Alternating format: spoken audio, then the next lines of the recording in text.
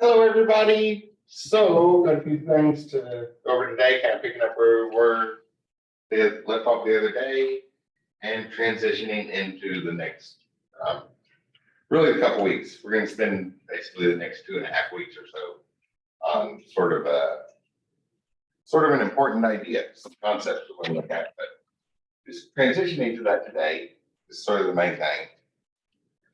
A couple little notes. There's going to be another attendance required day coming up soon. We looked at the policy first day of class, so we need to make sure we have 5 of those. And there's a group project with things due in module 5 and module 8. So that seemed like a good reason to have a couple of those attendance required days. So on April 17th, that's going to be the Monday of, wait, that should be a Tuesday, shouldn't it?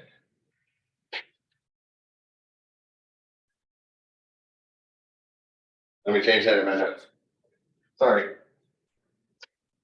On April 18th, the Tuesday of module 5, so the first class day of module 5, we'll have another attendance required one in the classroom, on campus in the classroom, but it's going to be oriented towards the group work. So basically on that day, there'll be a few small notes, but mostly we'll go ahead and split up into the groups that your final project's going to be around.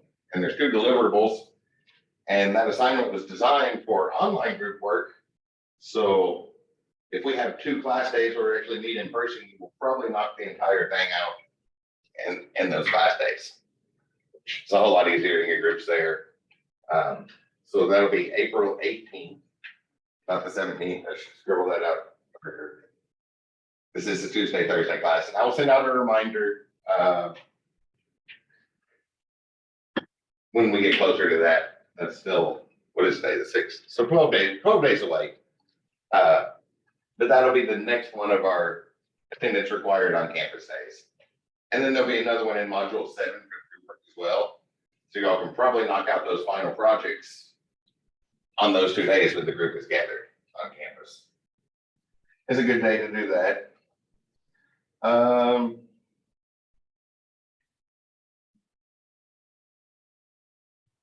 Wait a second.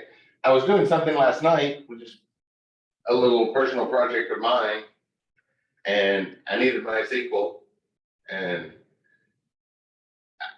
the control panel wasn't open. I didn't feel like digging through the start menu to find the app and all that. So I just did the keyboard shortcut, open PowerShell, and started my sequel. I was like, I suddenly realized, like, I should probably show them that in class.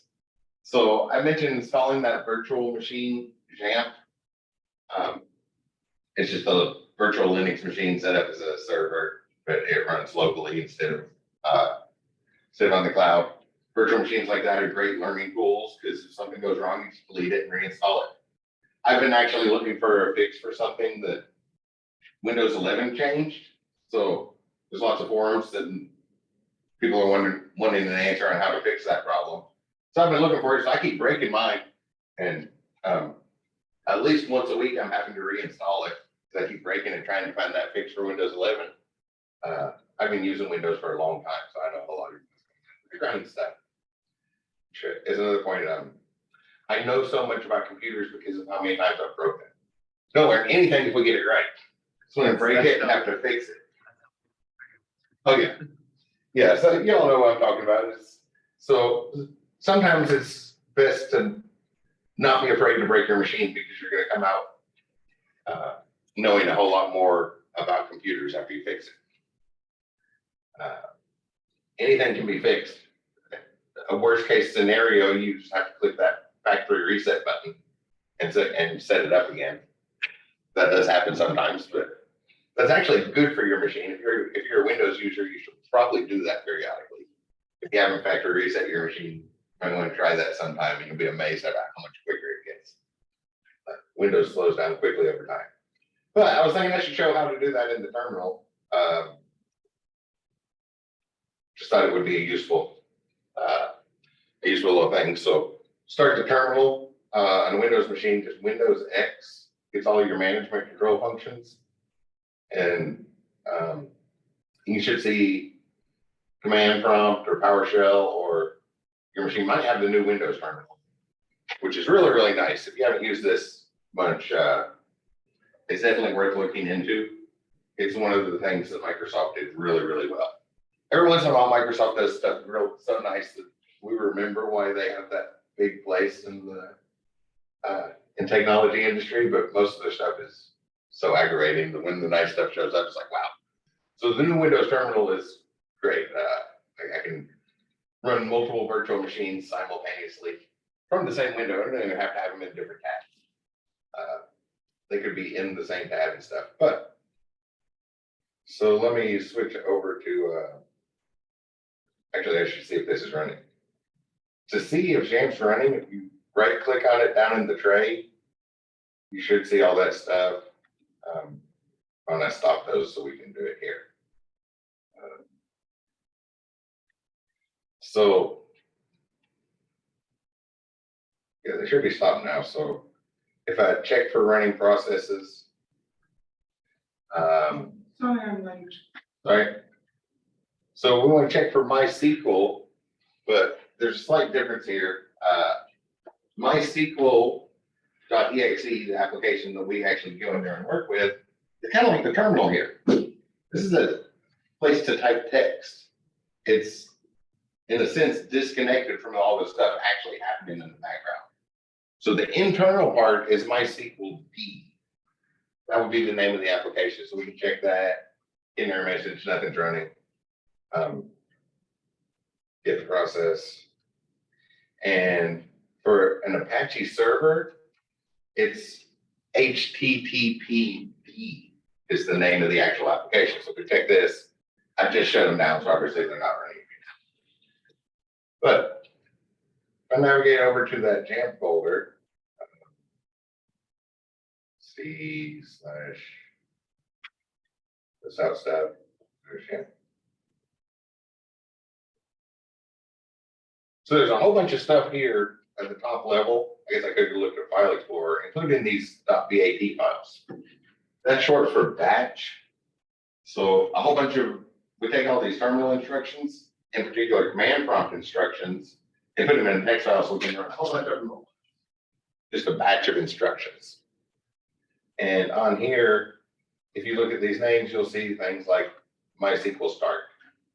So that button in the app actually just calls that. Also an Apache start, which if you can't remember this, that's a good place to just go look, because if I open those in the text editor,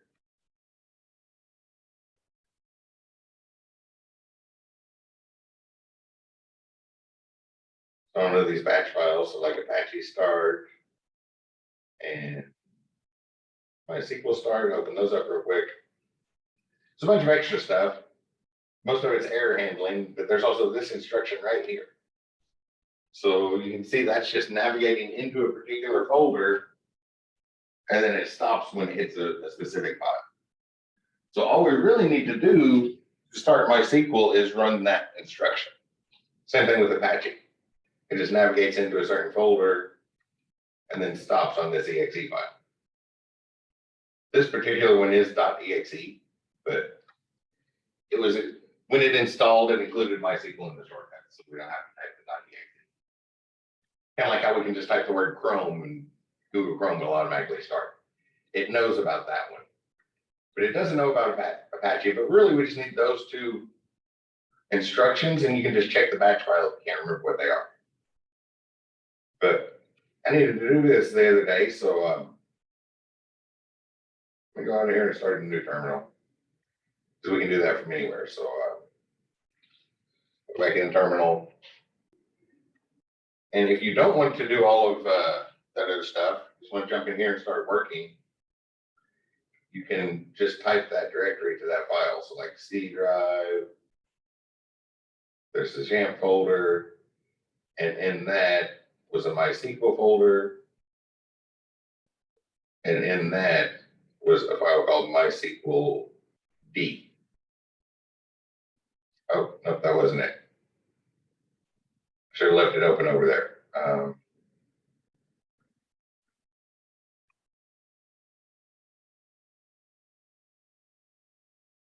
I have to go find it again, don't I?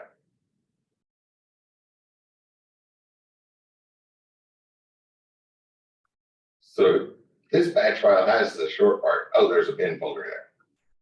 So in the C drive, is that jam folder, and then in that is my SQL folder, and that has the bin, the binaries, all the actual applications themselves ready to run through the machine. And in that is the file mysqld.exe. You can go ahead and run it, and you see it starts up. Starts it from right here. So if I come over here and look, you can see that the little dot turned green at least.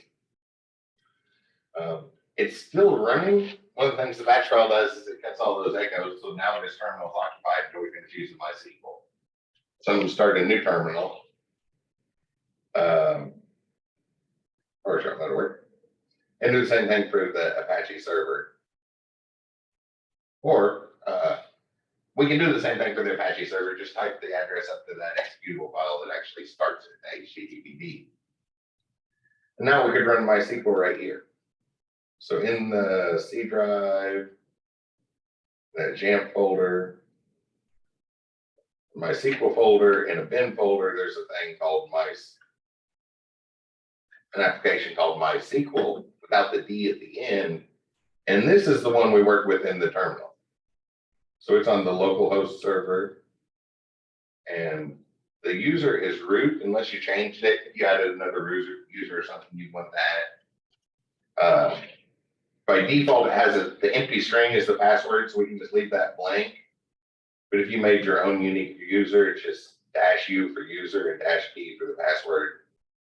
But by default, the password's an empty string, so it's kind of blank. And then you can work with the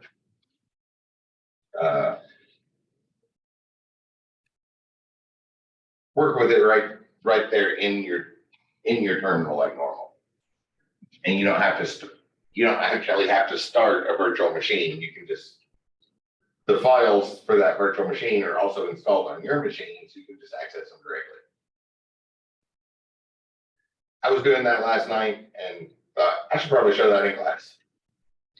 That way, well, we're in a learning environment. We're going to learn those things. Just make sure everything's running correctly in the background.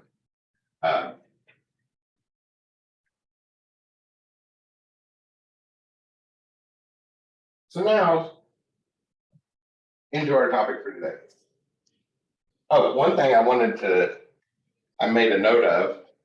I only received one question about it from last week's assignment, and I was expecting more than one question about it, but it worked out really nicely since only one person asked. In that list of things you were supposed to put in there, one of the things that said was point of contact. Right? And everybody included that in their tables. Because there includes the point of contact. But what exactly does point of contact mean? And I think I've graded 7 of them so far. And I've seen 6 different answers, 6 different versions of what point of contact means. It's an important part about designing your database. When I saw it, I thought like the sales rep. Right? If customers regularly talk to the same salesperson, maybe not so much in a bakery situation, but in a lot of sales scenarios, that sales rep is making commission, so they want to make sure that they're getting it's properly recorded that their customer purchased something.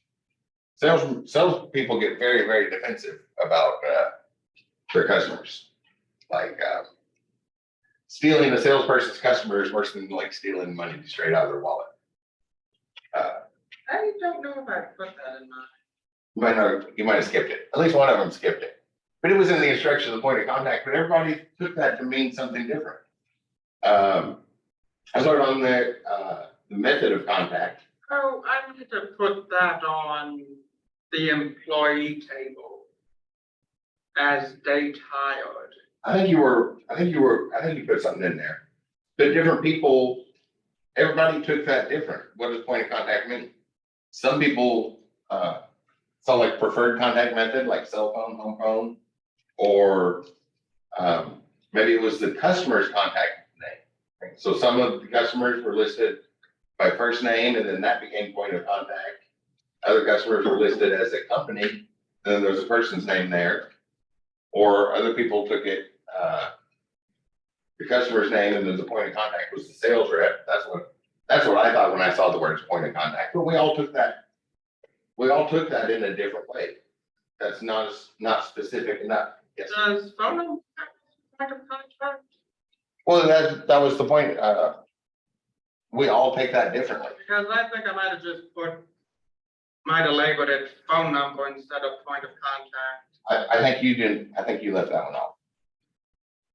It was in the instructions to include that as one of the tables, or one of the headers under it. It's not a big deal, but the point is, we all took that differently. I was expecting that, that's why it was in there. That everybody is gonna look at that word and think of something different with it. Sort of introduce an important concept. We need to, the planning and the thinking. And a lot of people are gonna think things differently. So if you're making the database, other people are gonna work with that database. So what you think something should be called might not be what they think it's gonna be called. The planning and getting around that. So like point of contact is a bad table name, right? That was the whole point of including that one, because everybody in the class used something different for it. So yeah, that was my thought. What just popped up in the chat room was like, that's the sales representative. But that's not the only way that can be taken. Yes. Should I resubmit it? Don't worry about it. It's fine. As long as does it make sense that that's a bad topic, a bad way to get around? Because I was thinking sales rep, and that's what was just put in the chat room. But that's not the only thing. Some people use that as the preferred contact method. Somebody want an email, do they want a text message? Should we call them on their home phone, on the old landline? Other people took it as the name they go by, like who do we contact? Is it somebody's first name? Is it just a specific person at the customer? Specific person at the employee? Lots of different ways that can be taken. So when you hit things like that, you want to be very, very careful and avoid things that could be misinterpreted. So there would be better names, depending on what you think the most important part of that data would be. If that's a small bakery, perhaps a small bakery is not going to have assigned salespeople for different customers. So maybe the situation with the people who took that is like preferred contact or what name they go by, right? The formal stuff where they type in the name that's on their credit card might not be the name they go by. And if they come to the store every week, they're probably going to be a lot happier if the employees at the store use the name they actually go by. Something like that would be appropriate for a small business, but in that case, it'd probably be better to change the label of that column into whatever it's going to be.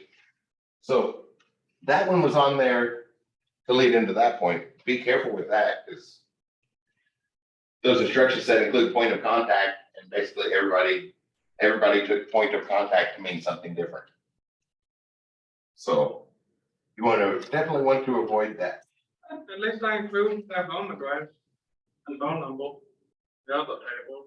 Yes, you don't need to resubmit it because you did all, so instead of following the step-by-step instructions explicitly, you did something, you did a really good job. You spent days thinking about the whole situation. So you got all the points on there. Wait, didn't you get extra credit on there? I think you got extra points. I think I did. Yeah, you don't need to resubmit it. But just be careful with things that people can take it other ways. Ambiguity. Ambiguity is a terrible, terrible thing in the database. Databases are about absolute certainty. So just remember that. So now sort of a segue into what's going to be a big deal over the next 3 weeks, 2.5 weeks.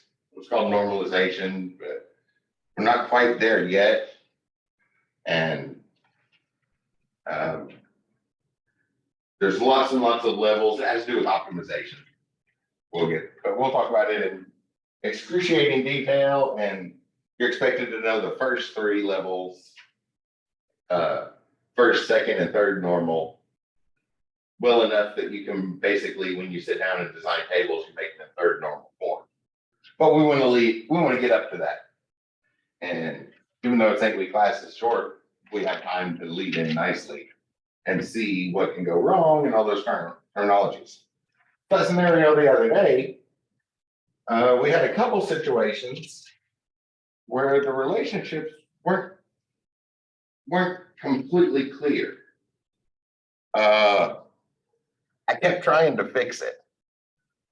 I knew what the next lecture was going to be, so I didn't want to fix it. I wanted to have the problems there. But just intuitively, I kept wanting to fix those relationships when we saw them the other day. Certain things like the people on the team and dates and different ways that we connected the data. There was definitely a connection between those data points, but the way that came out very quickly, we ended up with several many-to-many relationships. Okay, so if we tried to put employees on the team on a certain date, we have many employees on many teams, or many teams go to many employees. There's not the ownership has a lot on both sides. And think of like clear-cut ownership. So car dealerships have a great example of what we want to look for. Because in a car dealership, we're going to have like a showroom, right? Showroom, sales floor.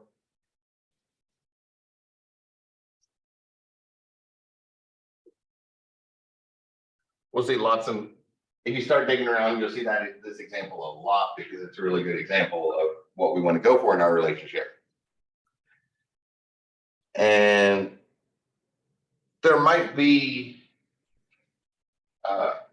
several sales floors or showrooms. In this area, John Jones is a good one, right? I think I don't know if it's any of his descendants that still run the company, but we're up to at least like the great grandchildren of John Jones. So those dealerships are spread all over our region. So there might be several of them, but those, when we set it up in the database, those are going to show cars, vehicles, cars, trucks, all the stuff they sell. And the way those connect, there would definitely not be a many-to-many connection here, right? One showroom is going to have lots of cars. So we'll have the one connection over here, but a mini over here. And it could not go the other way, right? One car cannot go to many showrooms. The car is a single entity. We can't take it apart and spread it to all the different dealerships. Like that one I just mentioned in Gordon and Salem and Austin and that whole big half circle on the northern half of the river. So we end up with a one-to-many relationship. So we always want to look for that. And the many-to-many relationships can cause problems.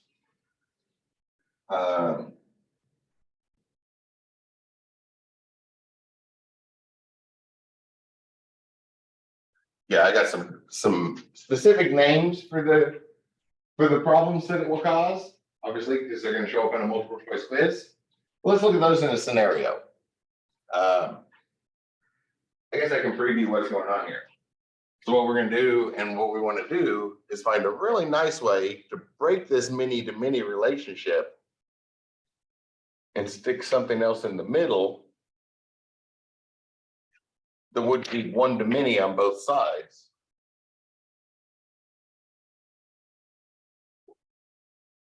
So we get that one to many on both sides, and then we have that ideal form everywhere.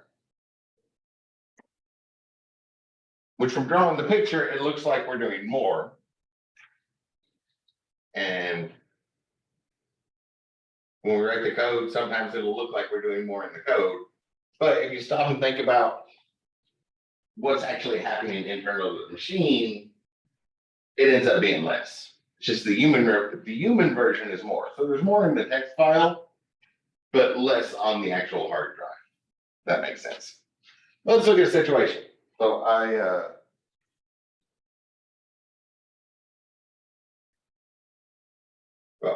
wrote down some notes here for a standard example. I should probably grab my notes that has the vocabulary words because those are on your quiz and make sure I use those correctly here.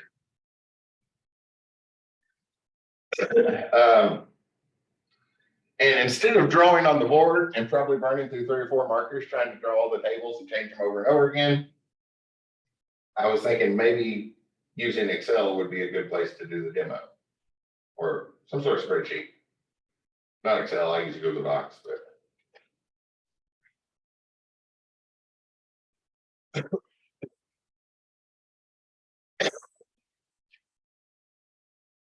Kind of like you were doing in the last assignment. We can set up some tables here and we can see what's in the table, make up some data to put in them, and start talking about the things that can go wrong and why the stuff we're going to talk about for the next 2.5 weeks is so important. I'll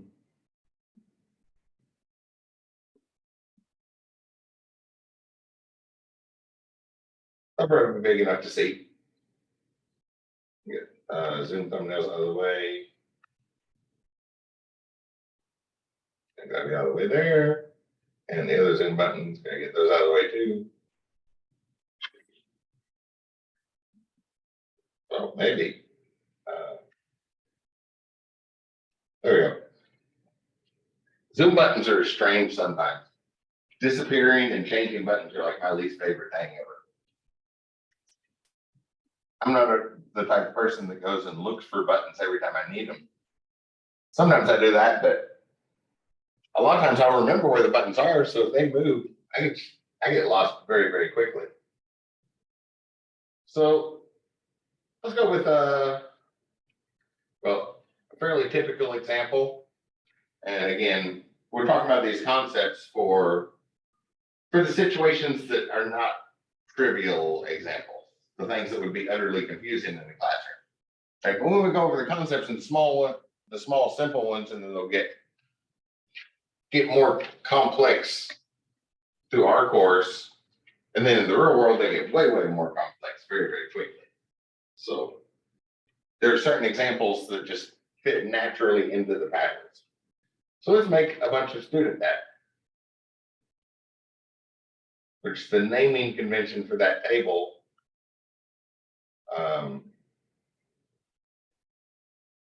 would be singular. So since it's holding a bunch of student records, each individual record's about one student, not a whole bunch of them. So the name of the table would be written singular in the conventions. Then we'll do some formatting. I'll just quickly throw some colors on here or something. Yellow seems like a good color, and merge that all together. There it is. Recenter it. Stuff to make it start looking like a table. I didn't really count columns or anything, so. And this one's going to be somewhat dynamic as we go along. But there's certain things that we know we're going to put in our student table, right? So we'll probably have an ID. Well, let's skip ID. Let me start with name. And every student's going to have a name. And then by the nature of being a student, they're going to take courses. The whole point of this example is to motivate the reasons for the things we do.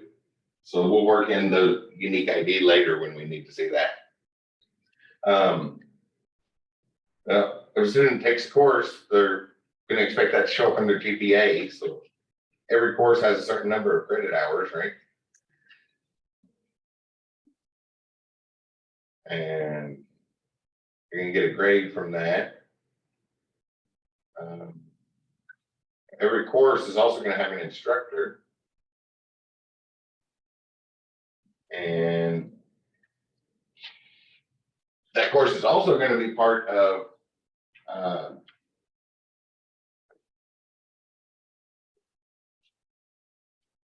that course is gonna be part of a particular program. We can add that in there. I'm going to insert a column on the left. That way that header stays together. So which program is it in? Instructor, and I need another one. Insert another column here. Because the program's also going to have the chair, that instructor's manager to contact them. We'll start to get a lot of information very, very quickly, right? Things that we might need. The point, I'm like zoomed out too far today. Maybe 125 is good. And yeah, I can probably fit a couple more columns there. So we still haven't got everything. That instructor might need to get a hold of that student, or the program chair might need to get a hold of that student. So we might need some sort of contact info. So insert a row, click here and insert a row on the left.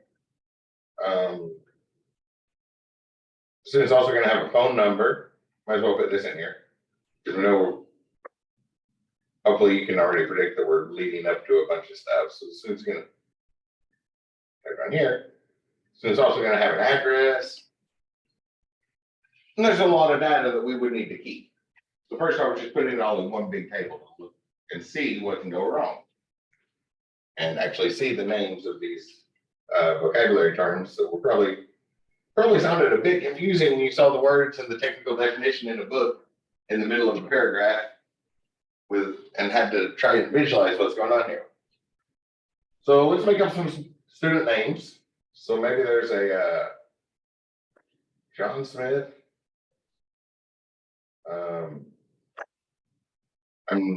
Well, I guess everybody's phone number is going to be the same. We're going to do the traditional phone number. That one's not going to be a big deal. John Smith's going to have an address somewhere too. 123 Main Street. There's always a Main Street in town. I don't know their names, local town, Sellersburg, Indiana. 47172. One of the few ones I know I know the zip code of. Of course, we take maybe a math class. That's an important one.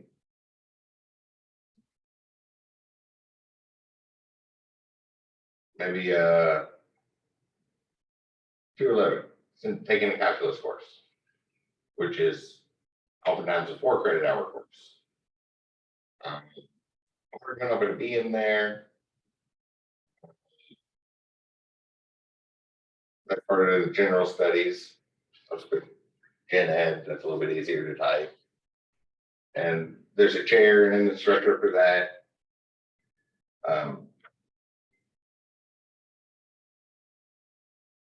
I'm just going to put first names, like Sally and Bob, just making up names. All of this is fictional data.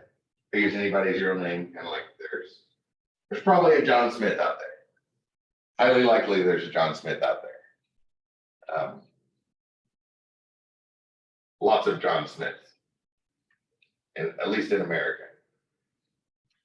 How many people only take one class, right? So John Smith probably took another class this semester. I'll copy that stuff. Maybe he also took his, English class. Is it 111? Yeah, what? I had to think about that. That's 3 credit hour, an A, some more of the Gen 8 stuff.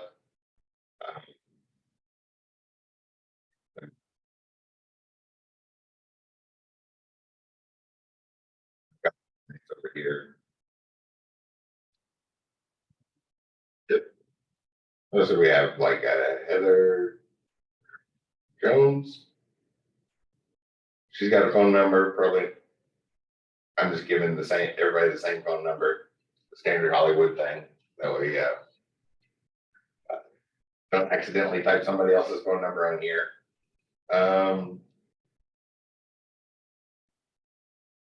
Most towns also have almost every town has a main street and a market street and a high street. And there's like 5 or 6 town streets that you'll find in every single town in America. Market Street, I don't know, hometown Kansas. 1, 2, 3, 4, 5. You know, just making up a bunch of data. I'm actually taking one of the class like ours, out of 110. It's a 3 credit hour class, get an A in that, and that's in the data analytics program. Yeah, I'm just gonna write data. There's a point we'll get up to, you may have seen other things written on Ivy Tech databases that we'll get to in a moment. Well, I would be the chair of that department because I can put my own name in there. Oops, that's not my name. An instructor.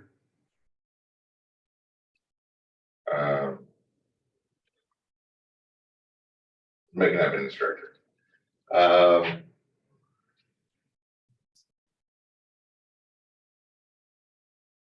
David Apple. Again, the same number. 23 West Street. Batesville, Idaho.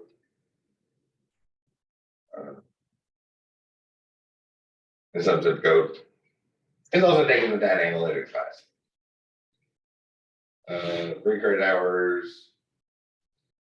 We got a C in the class, program that it's in. Same teacher, same program chair. We're starting to see things are repeating. We're ending up with a bunch of repeats in here. Oh, Rudy John Smith is in that same class.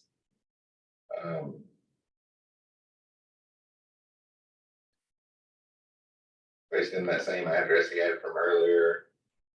And he had a busy semester. He also took that database class. Spent all his time focused on calculus, slacked off, so we probably ended up with a C. Maybe ended up with a C as well. Same teacher.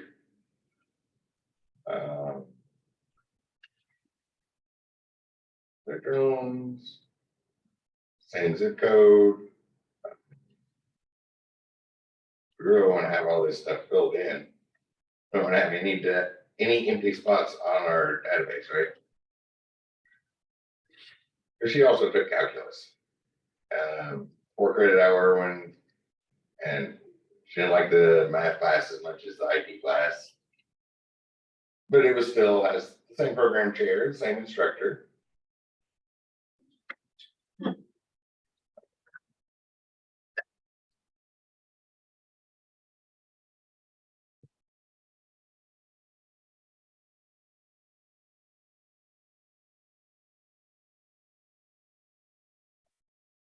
Twice.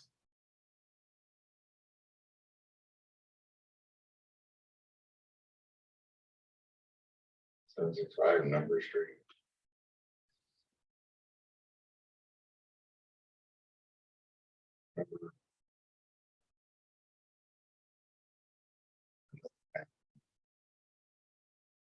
In Maine.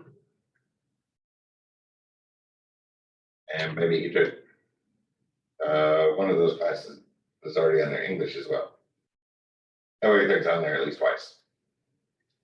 Gen A, another Gen A class. Copy David. Guess those columns probably could have gone in the other order. Let me move that real quick. I got these. Stick them over here.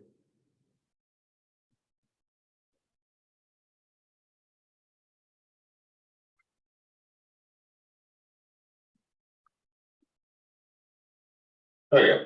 Usually we'd probably put the instructor next to the course name and then the chairs and afterwards.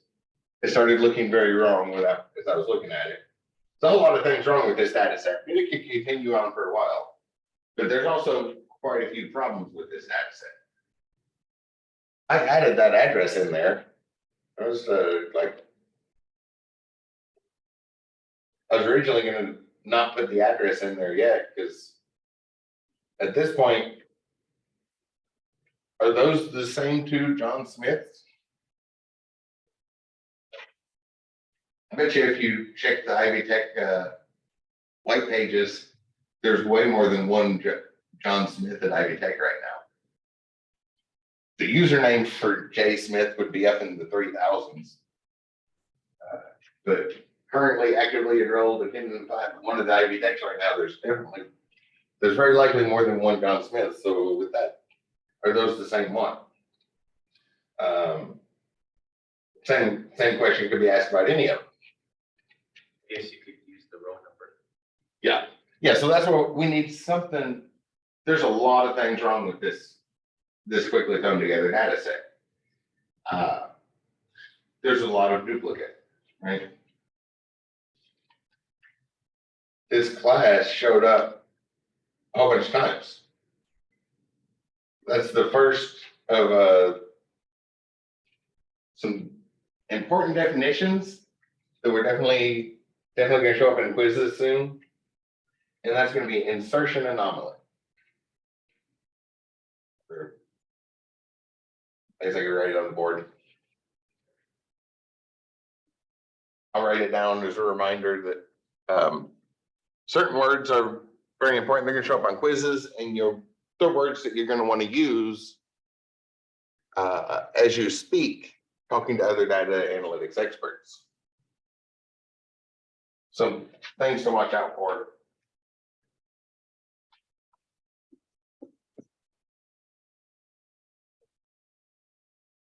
Insertion anomaly.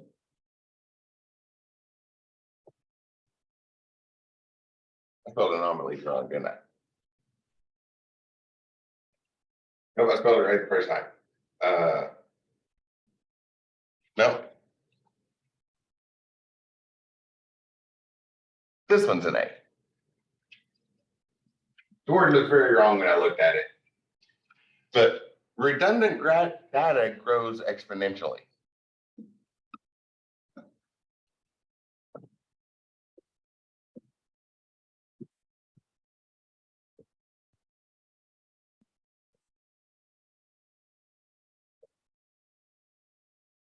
Is the heart of the problem. It's not just that we have redundant data. Our structure is going to require more and more redundant data for everything we add. Let's have one more student here. Maybe a Sammy Apple. Perhaps related to that other Apple person up above. And he was in the calculus class. Didn't do so well in the calculus class. And that was Bob and Son. A whole bunch of that things. We already had calculus in there. We needed one more thing added to our database. And we had to add that. We already knew calculus was 4 credit hours. The grade's another unique one. We already knew that Gen Ed was in there. We already knew who taught the calculus class, and we already knew who the chair of that program was. So we needed one more thing, but we had to add more data than what we needed to add. And it's all duplicate. So the redundant or duplicate data grew unnecessarily. And from what we've seen so far, we do have some repetitions. Some things are going to duplicate. That's how we tie stuff together. Right? That primary key needs to show up in another table as a foreign key. When we get to that proper form, we've already seen some of that, but so there's some duplicates, but we don't want unnecessary duplicates, because unnecessary duplicates will grow exponentially and then just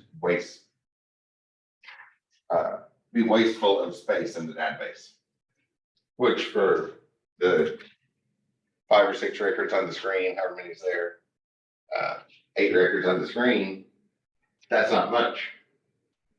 But, or 7 records, however many is there, it's not much. But that's a pretty small data set, right? 7 million data sets would probably be a small record set in our modern world. So that extra stuff grows quickly. And we need to watch out for certain things.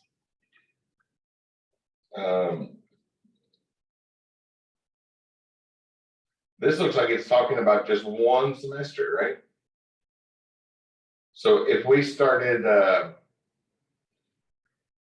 can add it on the label here, so 2020, spring 2023. We're talking about one semester. When we get around to fall, we need to start clearing things out so we can put our data in that structure the same way. Pick that label back out. Those just show, that's kind of looks like what, this is a temporary thing. This is the current semester. When we clear it out so that we can use this in the current semester next time, on an upcoming semester, we risk losing this information. Like, will we still have a record of who taught that course at this time? This isn't the best example for that one. I had to struggle to tie that in. But that's what's called a deletion anomaly.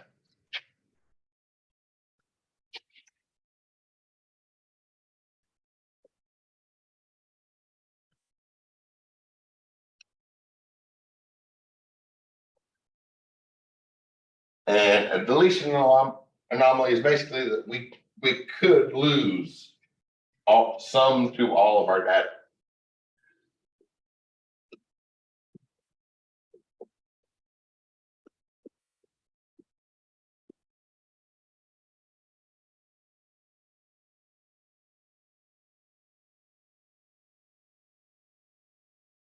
Maybe greater risk would be a good word for that.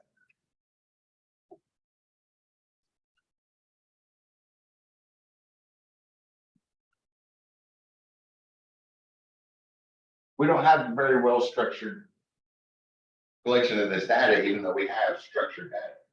We don't have a very well organized one. Changes are going to show up there. And when those changes start showing up,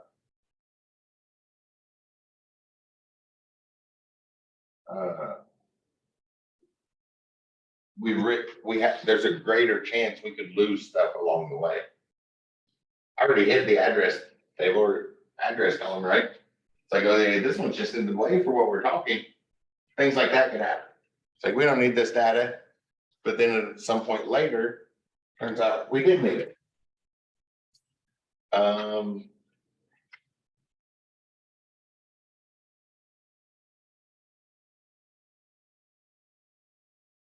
Or the last big change, with that one there, something happened halfway through the semester. This guy Bob isn't going to be able to finish teaching. Like, that's usually a very bad. I'm trying to think of a good situation. But if any female ones there where I could say like maternity leave and have a good situation. It's usually a bad situation when that happens, but if something happens halfway through and he's not gonna be able to finish teaching, and then our database needs to show a different teacher for that. If we come in and start changing it, maybe that changed to a Kelly. And then we'll come down here and switch that to Kelly. And going through trying to track down every single spot that it needs changed, we can miss one. Kind of like I did there. Okay. Missed one. One of them got overlooked because all of that redundant data needed changed. So those are the problems we're facing. That last one is called an update anomaly.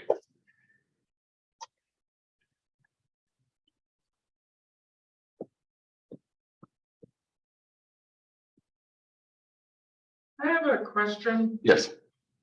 How often does a USB or portable storage not work on a device even when it fits in it perfectly? That's kind of too vague of a question to ask.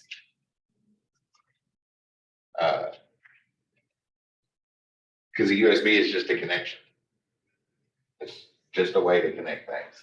You have to know what's being connected and No, I meant because I was going to type that into the discussion assignment because it did happen to me one time. I used one on the computer, but that was like when I was still going for graphic design before I graduated. And well, when COVID happened, I had to use it on my laptop. Wouldn't work on a laptop for some reason. I had to ask a classmate to help me and have all use my that sounds like portable that storage. sounds like it was just broken. No, it still worked on a computer. It just wouldn't work on a laptop because she put it on her computer, then sent the data to my email so I could download it on my laptop. Well, we need to talk about databases today. That's something entirely different. And there's not really enough information to answer your question, what you gave me there. So back to this, an update anomaly is when it needs changed in lots of spots. We risk missing some of those changes.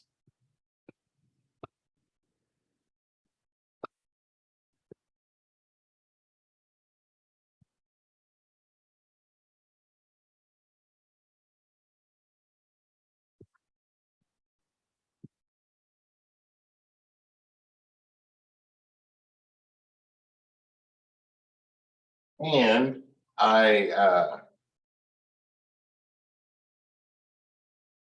put these up here to talk about this word. I'm going to add another word.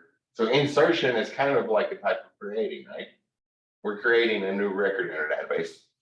Specifically in databases, we use the word create to talk about the table, and then we insert the data. But those are generally in technology, those are synonyms, right? So these three things, insertion or creation, deletion, and update, you probably hear about that over and over and over again in a lot of your technology classes, your IT classes, right? Everybody heard those words show up over and over and over again in different situations.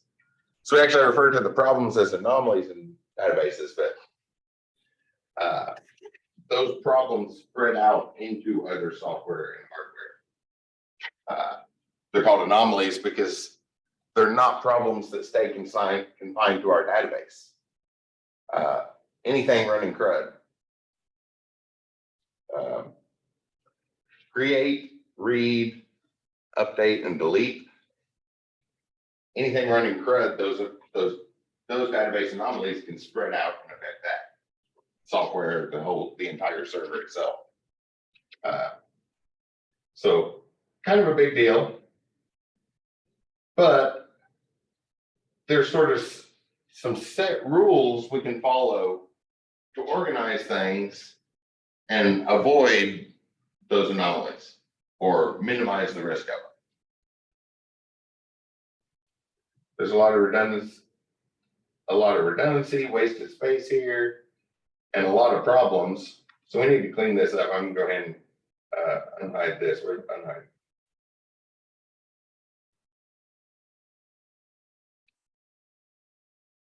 Oh, it's right there. Okay. Oh, I need one more address. That way we have a nice full table, and because empty cells in the table are a different problem, but they're not an anomaly. The empty cells are a problem for the database, but not spread out beyond the database. Those get the special word because they are problems that can exceed, that start in the database and can affect everything else around it. 444 paved drive.